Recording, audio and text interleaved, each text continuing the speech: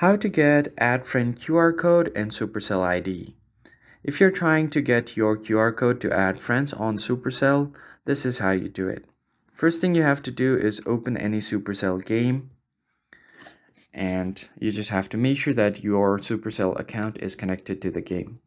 So here I've opened up my Supercell game, and what you need to do next is simply wait for it to load completely.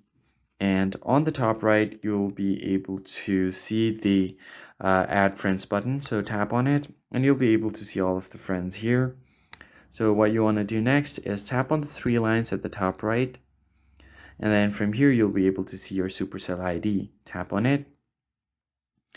And once you have done that, you will see your Supercell ID here. Now go ahead and tap on the settings menu on the top left, and you can see all of your details here. Now if you go ahead and head over to Supercell ID and tap on friends, here you get an option to add friends at the bottom right.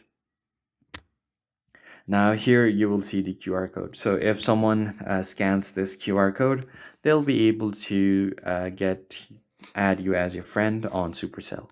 That's it for this video, guys. I hope it was helpful. I'll see you guys on the next one. Thanks for watching.